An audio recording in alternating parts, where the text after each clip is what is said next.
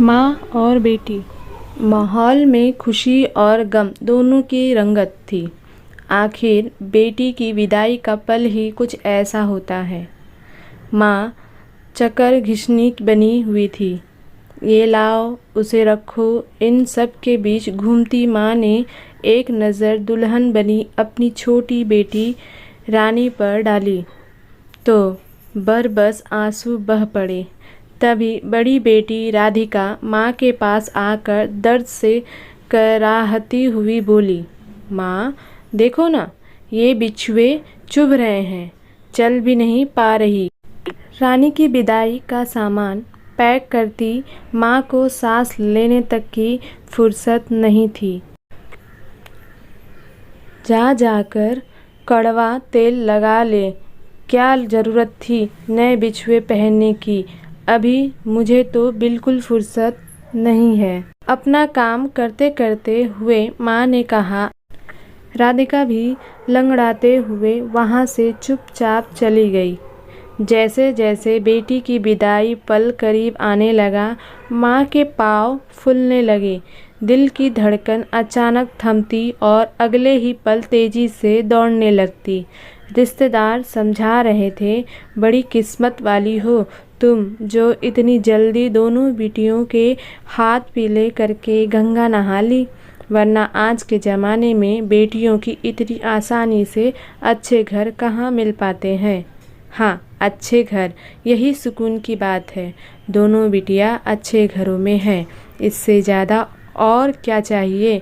यही सोचकर माँ ने राहत की सांस ली और पानी का गिलास उठाया। तभी राधिका फिर से आई। माँ, इस बार उसे धीरे से आवाज़ लगाई, तू यहाँ क्या करने आ जाती है बार बार। अपनी बहन के पास जाकर बैठना, उसे कोई ज़रूरत की बात करनी हुई तो किससे कहेगी। माँ ने समझाते हुए कहा। माँ, मेरी भी विदाई की तैयारी कर दो, अभी मुझे भी निकलना है। तू कहाँ जा रही है? माँ ने हैरानी से पूछा। माँ, ये जिद कर रहे हैं इनके साथ ही ससुराल चलने के लिए। अरे, ऐसे कैसे जिद कर रहे हैं? इतनी जल्दी कैसे जा सकते हैं? दामाद जी, तू रुक, मैं बात करती हूँ उनसे।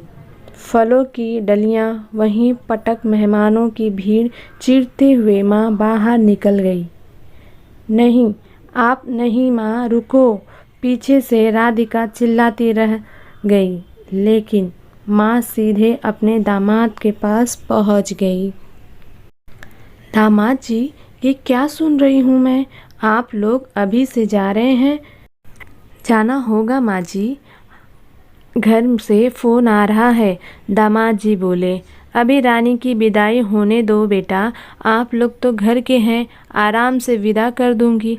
वैसे भी एक बेटी की विदाई में छाती फट रही है।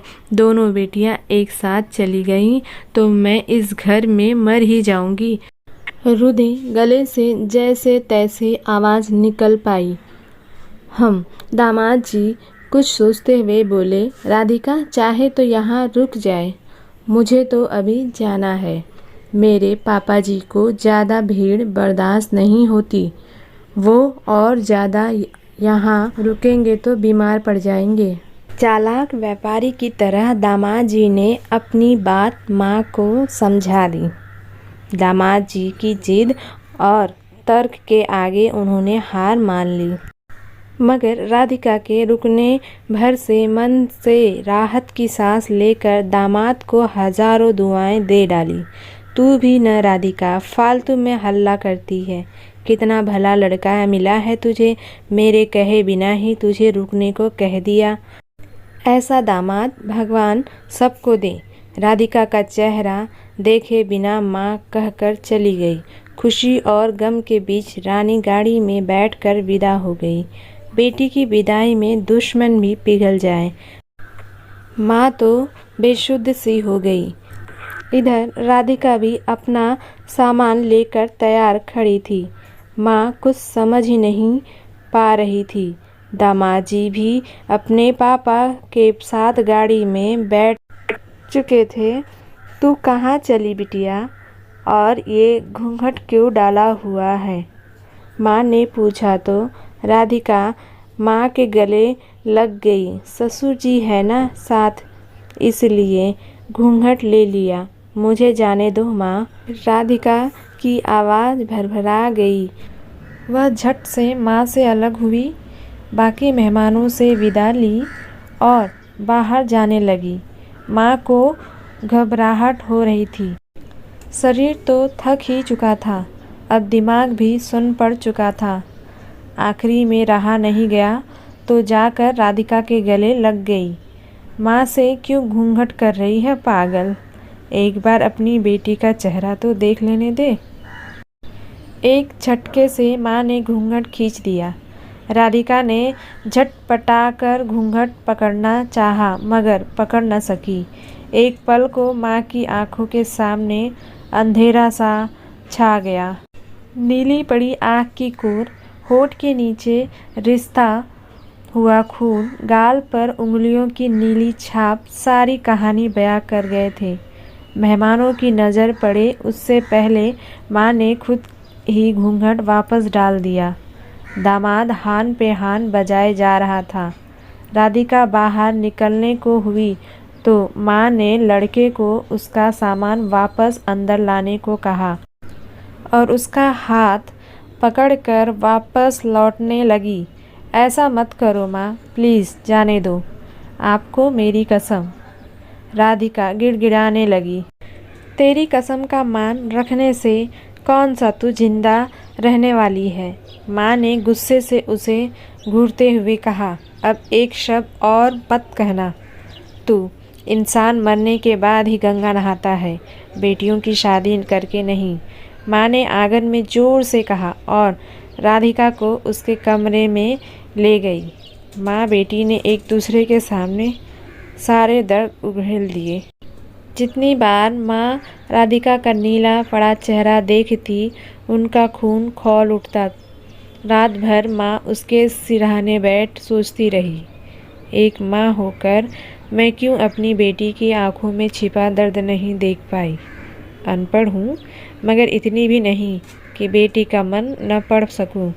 हर बार मायके आने के नाम पर काम का बहाना करना, मायके आने पर भी चेहरे पर खुशी की जगह खौफ बना रहना, पति की बात अपने पर बात घुमा देना, बेवजह चेहरे पर मेकअप की परतें चढ़ाते रहना। क्यों कुछ नहीं समझ पाई। 2 साल से दामाद को बेटा मानते ही बेटी का दर्द आंखों से ओझल कैसे हो जाने दिया। आज उस लड़के की इतनी हिम्मत बढ़ गई कि मेरी ही घर में आकर मेरी बेटी पर माँ बिच्छुए चुभ रहे हैं। बेटी नींद में ही दर्द से कुनमुंगाई। माँ ने राधिका के पैरों को देखा, उंगलियां पानी में काम करते करते गल चुकी थी। अचानक माँ को न जाने क्या सूझा, एक एक करके राधिका के सारे बिछुए उतार फेंके। ये क्या कर रही हो माँ, दर्द हो रहा है। अपने पैरों को खींच। राधिका उठकर बैठ गई।